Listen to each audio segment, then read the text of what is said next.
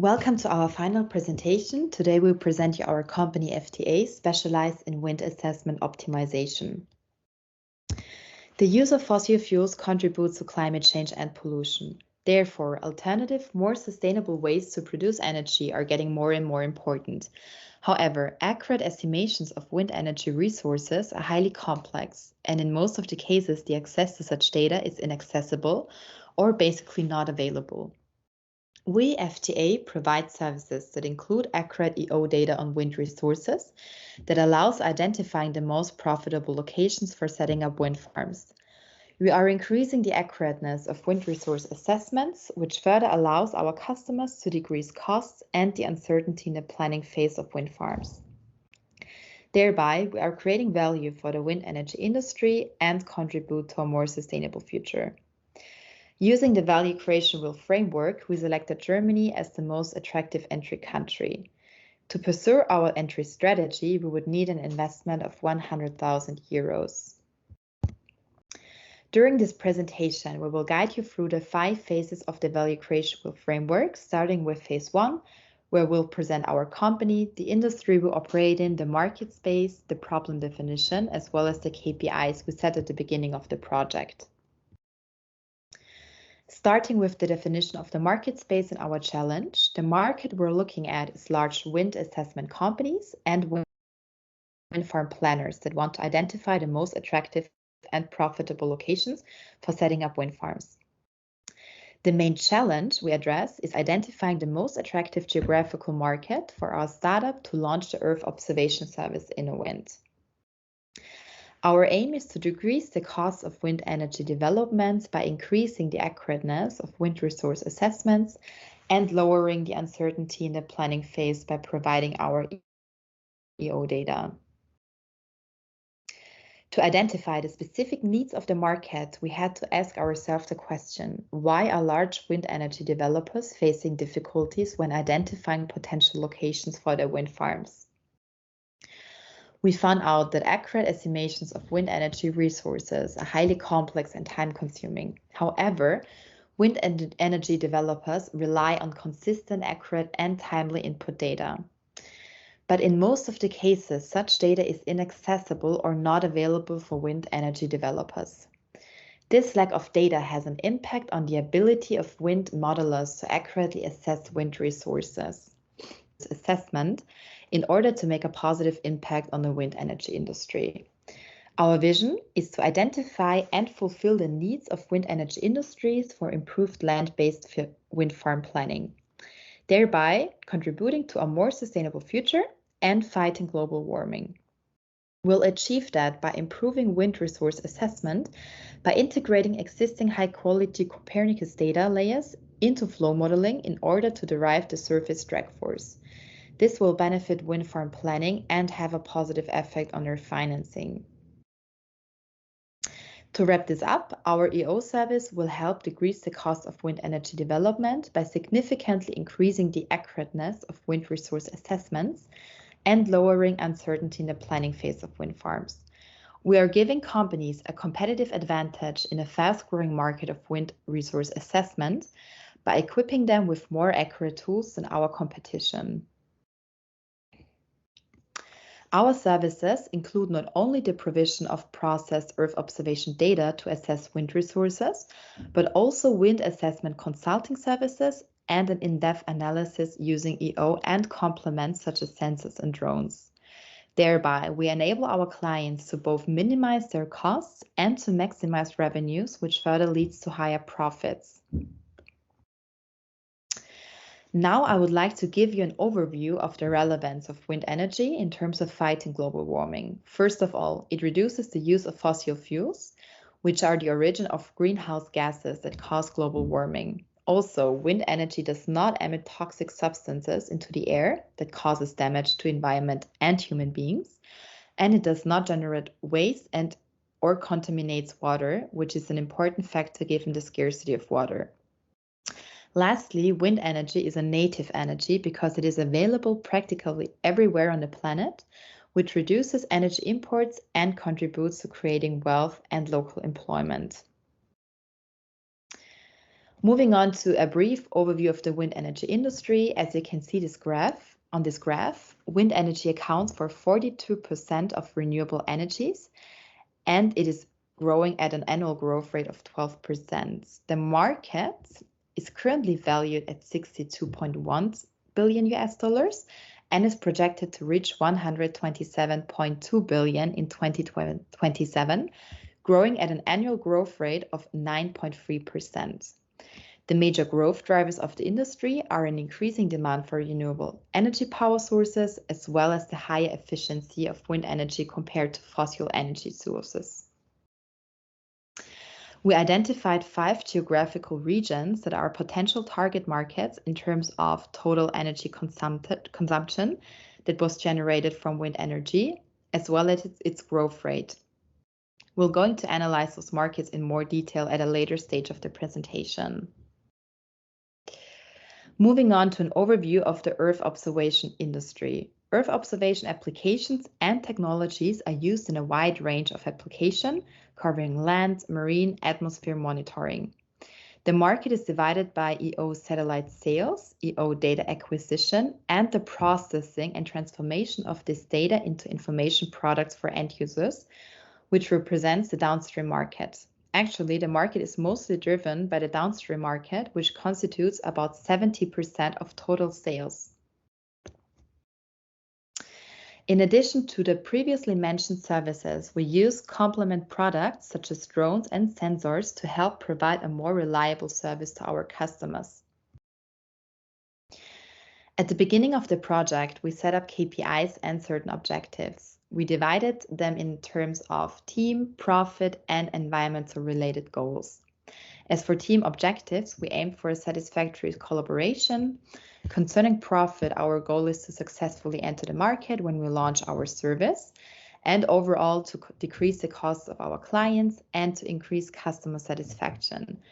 As for environmental aspects, we aim for an accuracy in predicting energy production at validation sites. We identified 3 main customer segments. First, private investors. We want to target individuals who are looking for investment opportunities in sustainable projects to satisfy their shareholders' expectations. Moreover, we target commercial organizations starting a renewable energy transformation or establishing sustainable energy sources to the portfolio, as well as wind farm developers who are searching for the most appropriate area to set up wind farms. And lastly, wind assessment companies. Also, we are target governments which are trying to find out if it's possible to build wind farms to meet international climate regulations, such as fulfilling the requirements of the Paris Agreement, SDGs, and European Green Deal. Thank you, Hannah. As part of phase 1, we also conducted a stakeholder analysis where we mapped various actors that could influence our project according to the degree of power over the project and their interest in it. This allowed us to divide the stakeholders into 4 different groups. So first we have those that we are only going to monitor, since both factors are fairly low for them, which are our competitors. Then we have those that we only are going to keep informed, as they have a relatively high degree of interest in FTA, but a low degree of power over it. These are our customers and the general public. And on the other hand, we have actors that have a high degree of power over us, but a low degree of interest. And those are those that we will try to keep satisfied. These are government agencies and unions. Then lastly, we have our collaboration partners, which we have to manage closely to ensure project success. And these are Vestas and Vattenfall, DHI Gras, the Technical University of Denmark, and the Innovation Fund Denmark. Then moving on to the next slide. This one shows at which point in the project we try to involve the stakeholders in the project. So in phase 2, we started reaching out to close collaboration partners. In phase 3, we begin reaching out to unions. And in phase 4, we would try to contact customers and government agencies. And then finally, in phase 5, we would try to involve the Innovation Fund Denmark. We also conducted a competitor analysis as part of phase 1. On this slide, you can see all the different competitors that we identified for FTA. The most notable ones will be examined further on the next slide. So here we created a competitor matrix. which examines the size of our competitors, their target customers, the product they deliver, and how they deliver it. So Energy Systems is a sizable competitor at about 140 employees located in the USA. Meteodin employs 46 people and is located in France. And finally, Vortex has an unknown amount of employees and is located in Barcelona. Their target customers are basically anyone who needs data for wind farm development, but they differ in the product they offer. So Vortex basically only uses weather data to provide an estimate about wind production, whereas Meteodin offers software for accurate assessment of wind resources. But just like Vortex, it doesn't use EO data, drones, or sensors to actually create or deliver their service. Now, on the other hand, Energy Systems is the only one who uses sensors to deliver their service.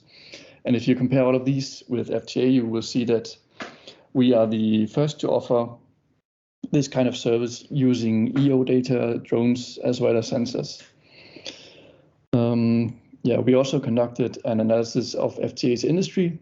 So starting with the threat of new entrants, we can see that the threat level is medium and steady, since you do need specialized competencies to offer this kind of service, but you don't need that much capital or equipment in order to provide the service. Then we have the bargaining power of suppliers, which is quite high, since there's a high dependence on EO data from the suppliers. And there's also only a few suppliers in the market who offer this kind of data. Then we have the bargaining power of buyers, which is medium, as there generally is a high number of energy companies that build wind farms, meaning that it's difficult for them to, influence the price in any way. So then we have the threat of substitutes, which is medium, since there are a number of green alternatives for wind energy, and there are also other traditional ways to predict capacity for wind farms. And then finally, we have the industry rivalry, which in general is also at a medium level. So while this is a niche market, which makes the competitive level quite low, but there are some established players that offer this service already. So all in all, it's a medium rivalry. So moving on to our alignment with the UN Sustainable Development Goals. Here we have the fact that our service contributes to 3 different Sustainable Development Goals, namely Goal 7, which is about affordable and clean energy, Goal number 12, which is about responsible consumption and production, and finally Goal 8, which is about decent work and economic growth. Sorry. But in the future, we would also try to argue that our project could also target Goal number 17, as we could help make wind farm or wind energy more attractive for developing countries, since we would be eliminating uncertainty in their investments. Our project is also aligned with the European Green Deal, since our solution will help make wind farms as efficient as possible. It will facilitate the shift to sustainable energy production, and thus we will help in increasing the EU's climate ambition for 2030 and 2050. And help supply clean, affordable, and secure energy, and also help provide a toxic-free environment. And now finally, our project is also aligned with the Paris Agreement, which aims for the world to become climate neutral by 2050. But now the reasons as to why this is aligned are similar to the arguments given just now, so I won't go into more detail here. Then we also conducted a Swot analysis for FTA to examine the internal and external environment of our organization. So among our strengths, we have the fact that our service relies on satellite data, which is frequently updated and gives accurate results. Another strength of ours is that our service can be, in theory, be provided for target sites anywhere in the world, so we're not geographically bound to any location. Some of our weaknesses include the fact that we have a high dependence on suppliers, since we don't have our own satellites, and we're also facing a high financial constraint, and we have no existing customer base or network. Now, some of the opportunities that we are facing is the fact that many governments are investing in these types of EO services. There's also an increased social awareness and concern on environmental changes, and also the green energy market is set to grow substantially in many parts of the world. However, we are also facing some threats. So we are dependent on Copernicus data being free. If this would change in the future, we would also be put into a bad situation, of course. It's also difficult to prove our concept in the short run, and there are many substitute technologies that we're competing with.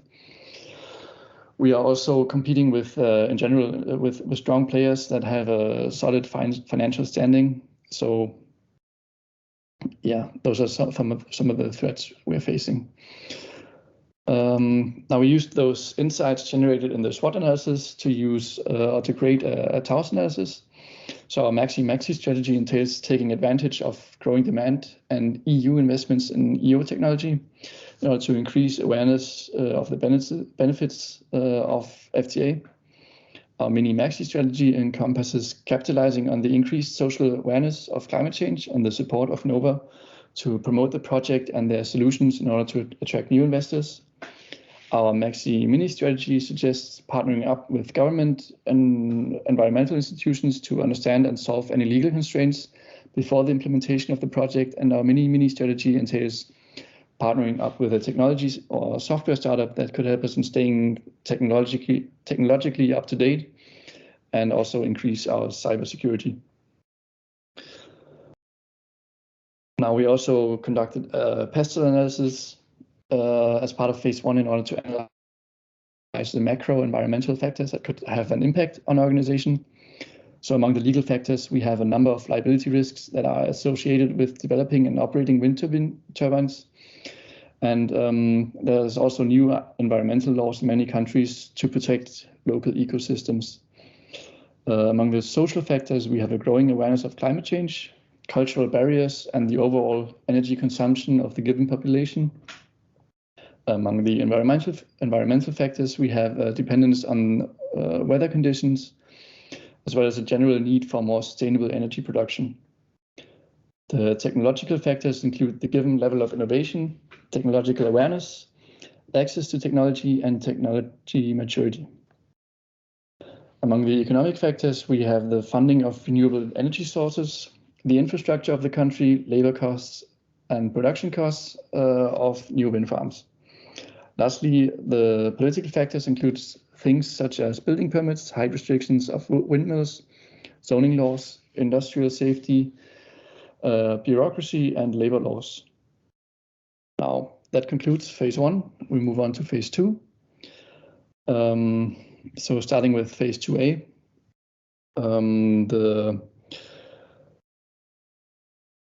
this part was already given since we were instructed to consider all 193 member states of the United Nations. And then for phase 2B, we came up with a total of 67 filters ranging across 8 different categories. I won't go through them all in detail, but just quickly mention each category and an example for each category. So among the economic factors, we consider things like the economic growth rate and the GDP per capita. The filters relating to industry were things like the number of investments in environmental and sustainable projects in the recent years. Among the filters relating to competition, we have the number of competitors and the market share, for example. And for political filters, we included things like the political stability index and the political risk level. The next 4 categories, we have financial filters, which include things like funding costs for renewable energy projects in the target country. Then we also have social filters, which encompass filters relating to the popularity of renewable energy and wind energy. Then we also have climate and sustainability filters, which include the climate risk index and the general awareness of climate change. And then finally, we have the technological filters, which include the International Innovation Index and R&D expenditure in the target country. Now, next up, Carolina will continue with phase 3 of the value creation wheel. We will now continue with the third phase that corresponds to validate value. So, as previously mentioned, all 193 countries recognized by the United Nations were considered in the beginning. We then adapted these filters through the poker method. This method basically refers to a technique that is used by teams to manage project ideas through inputs of the whole group to validate, review, multiply, and eliminate ideas.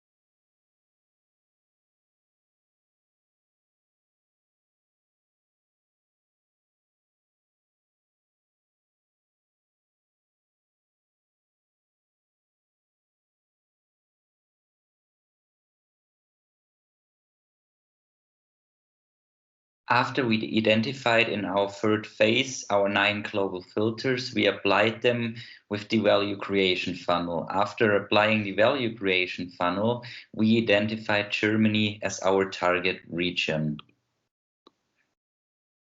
In the next step, we had to come up with local filters in order to find the best suitable place in Germany where we will set up our business. Therefore, we applied 5 local filters and came to the final decision that Lower Saxony is our target market. Moving on to phase 4B, capture value phase. We decided to target Germany country and highlight some of the important figures. In terms of environment, we can say we have available area of wind farms of 1,325 square kilometers with an environmental performance index of 77.2. In terms of economy, the GDP per capita is 56,956 with an employment rate of 5.7% and a GDP growth of 3.9% in 2021. In terms of risk, the political stability was 0.67. The ease of doing business, it is 79.9%, and we have an availability of valid data protection and private legislation in the country.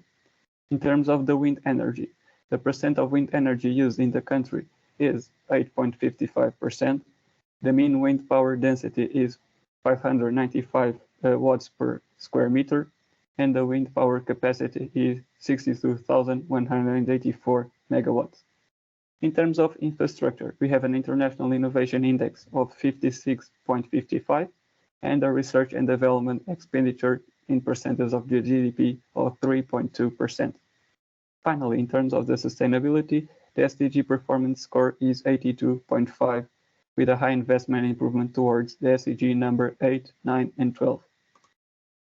More in depth in our Germany country, we have 17.7 billion euros in revenues just in the wind energy industry, 9.7 billion euros investments in new wind turbines in 2016, 121.7 thousand jobs created by the wind industry in 2019. And if you have a closer look, we can see that in 2021 and 2026, we will reach 75 gigawatts of capacity. The most important contributor and top producer of German electric generation in 2020 was the wind energy with 27%. 29.608 onshore wind turbines in 2020 were built, and Germany is a member of the World Wind Association. Also, we have a 52% acceptance of wind farms in the neighborhood.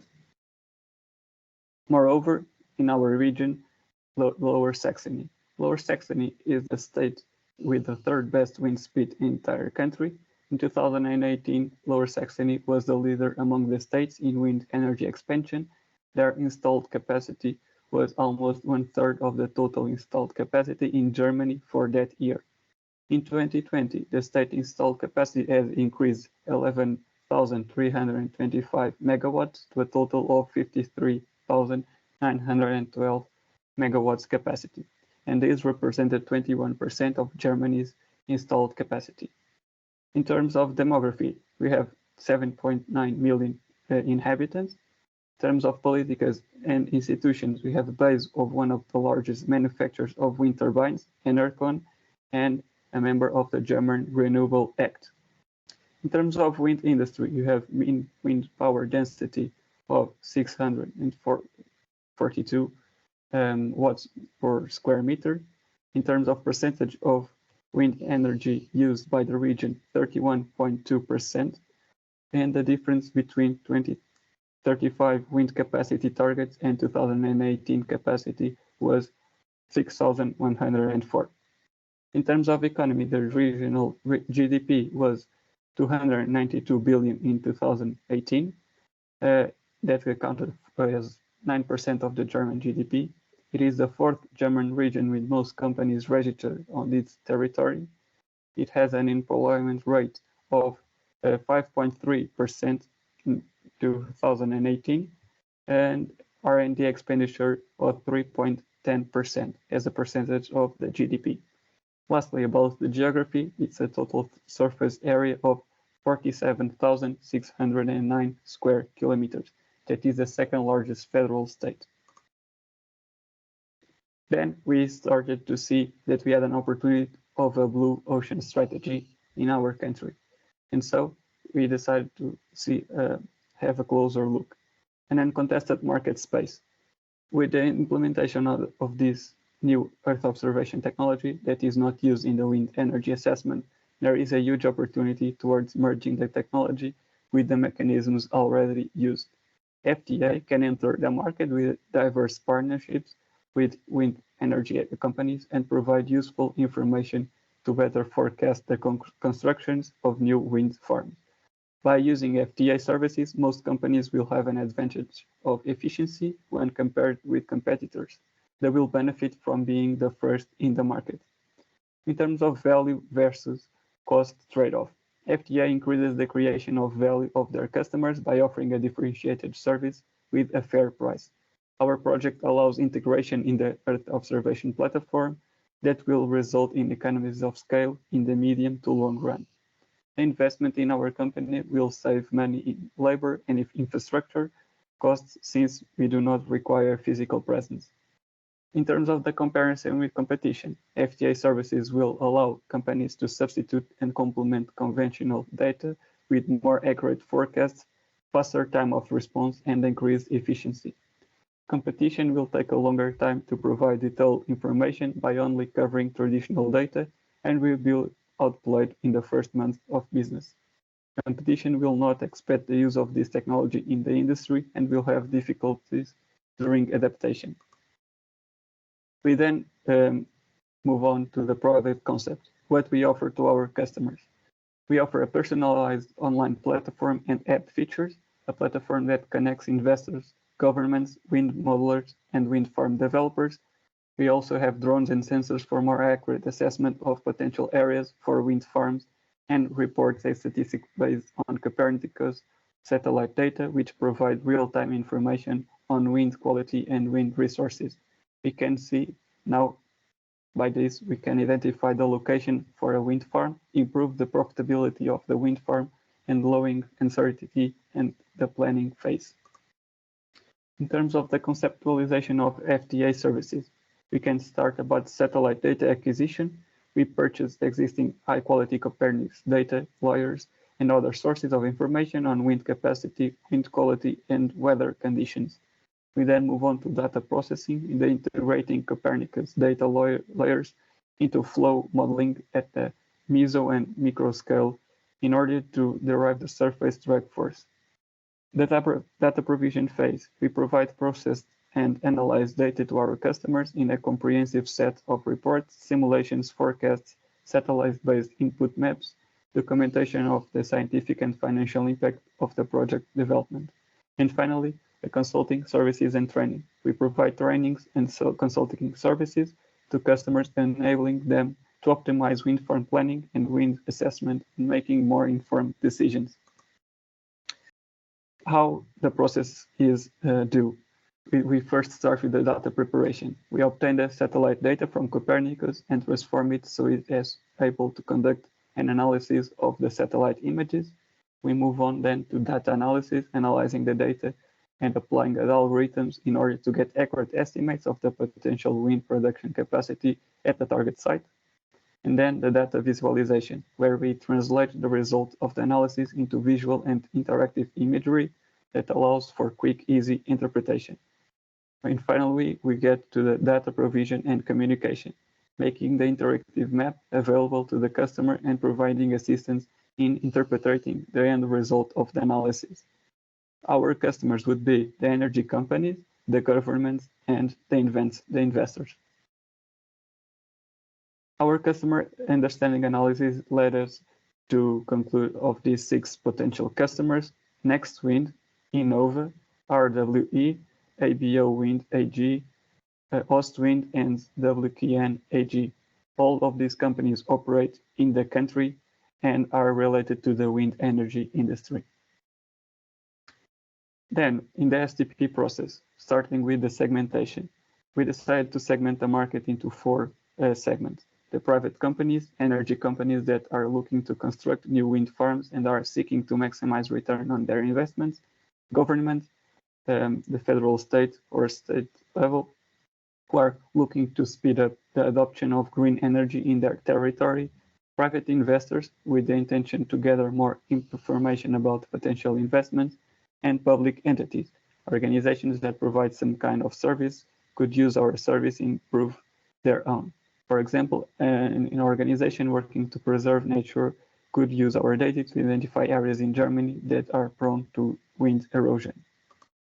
In terms of target, our first target could be the private companies. The biggest company investing in the wind energy in Germany can be seen on the left. And our second target would be the government. The German government and its federal states present lucrative and steady business opportunities as the country works towards becoming climate neutral. We are targeted to key partnerships with the following institutions. The first one is a ministry is largely responsible for the green shift in Germany and manage these processes with strategic funding initiatives. And the second one, this ministry is responsible for the green shift in Lower Saxony and manages this process with strategic funding initiatives. In terms of positioning, FTA positions itself as a knowledgeable, trustworthy consulting partner that will help customers unlock the full potential of their investments in wind farms. In our positioning, we highlight the fact that we are using sophisticated technology to provide a unique service that will help customers to set themselves apart from the competition. We position ourselves in the EO downstream industry, where we add value by providing services, analyzing the satellite data to calculate expected energy generation at the target site. Also, we thought it was really important to consider memberships at wind energy associations that could add value to our company. This could increase our brand exposure. It helps to provide to profile FTA in the wind energy industry helps to strengthen our position in the sector.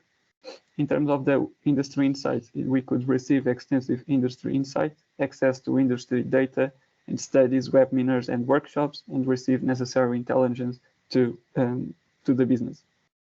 In terms of the policy influence, by participation in working groups and strong political representation interest in the conventional energy sector. And finally, in terms of networking, we could access to networking events and close contact with all major social associations in the industry. We now have our marketing mix, the 7 Ps. In terms of product, FTA provides Copernicus satellite data to analyze wind resources and quality of wind. Data helps exponential customers to identify appropriate location for a potential wind farm. Our service helps with modelers to accurately assess wind resources through a consistent, accurate, and timely input data. Also, our services decreases the cost of wind energy development by increasing the accuracy of data. In terms of promotion, webinars to inform potential buyers about the product, direct mail marketing, user trial before the purchase. FTA will have a booth on trade shows for renewable energy and will attend on climate conferences to promote its services. In terms of place, the target market and headquarters will be in Germany. FTA services will be delivered through online platforms like our website or app. Our customer services supports the customers through training on data and interpretation. In terms of processes, what benefits does FTA service offer? Well, we have a constant improvement of our services through R&D. We have an analysis of our customers' needs and experiences. The FTA continuously updates the EO data for the buyers and constant improvements on the website or app for better user experiences. Another important part about the marketing mix is people. We considered employees who directly contribute to an increase in our customer base as people. For example, the sales and marketing department, the business development, and the research and development department. Moreover, we need physical evidence. Therefore, we have the headquarters in Hanover. Also, website and app where our services offered. The last important part of the marketing mix is price. We use a subscription model and psychological pricing. On the next slide, you can see our pricing model.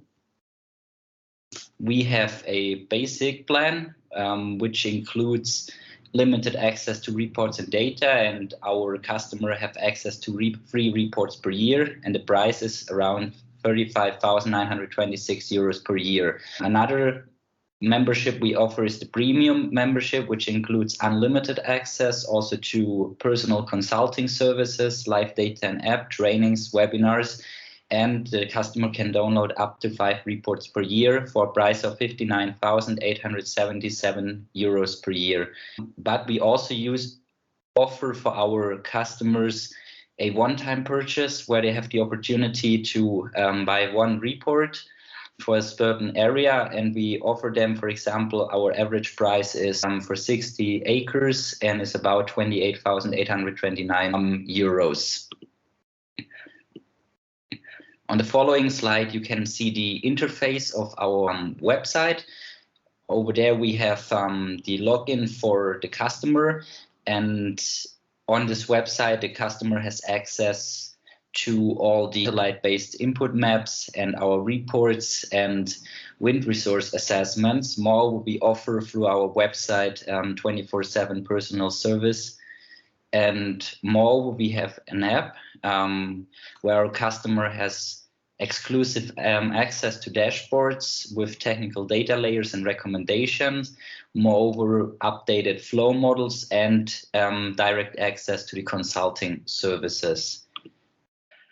Finally, coming to the last phase of our project, starting with the manpower, we have Hannah, who is our communication officer. Myself, I'm the finance and accounting manager. Niklas, the research development manager. Carolina, the human resource manager, and Lorenzo, our marketing and sales manager. But we also hired external employees. For example, we hired a software developer who was responsible for creating, testing, and developing the app and the online platform for our clients. Moreover, we have a data modeling expert who integrates the Copernicus data layer into flow modeling. And moreover, he's responsible for the evaluation of the data. Finally, we hired a wind resource specialist who conducts the in-depth analysis of the Earth observation data and is also responsible for the consulting services and trainings which we provide to our customers. Next minute, we will start with the investor acquisition, hiring, and facility procurement process in January 2022. In the second quarter of 2022, we will start with our business operations and find our first clients. After finalizing our financial projections, we identify that we will have 100,000 euros of initial investment in the first years, mainly driven by the app and website development and also by acquiring the office equipment. In order to fund the high initial investment costs, we were looking for funding opportunities and identified loans, venture capital, and crowdfunding. But for our startup, it makes the most sense to first ask at one of those three banks to get a loan and finance the rest with money from crowdfunding platforms like Vision Bakery or Seed Match. So on the next slide, you can see our revenues more in detail. We expect to have a total revenue of 225,000 euros in the first year, mainly driven by the basic membership. We expect to have 3 subscribers in the first year, and in the third year, we expect to have 5 subscribers for the basic membership, 4 subscribers for the premium membership, and also 6 one-time purchases, making a total of 592,000 of revenue in the third year of operations. On this slide, you can see our costs. As already mentioned, in the first year, we will have around 100,000 initial investment, mainly driven by the app and website development. But in the following years, we will have fixed costs, mainly driven by salaries, marketing expenditures, and also research and development expenditures. After subtracting all the costs from the revenues, we will have a loss of 44,000 euros in the first operating year, but we're expecting to have a positive result in the second year, namely 154,000 euros. On this slide, you can see our business model canvas. First, we identified our key partners. For funding, we will have venture capitalists and business angels, and moreover, the German and European government. For the data provision, we will have Copernicus Earth observation data, and our complements will be wind energy associations, German research and development institutes, and public entities. Our key activities will be research and development, data processing and data provision, and consulting services. Our key resources will be the platform, our website, and the mobile application, also the raw Earth observation data, and the patent and data copyrights.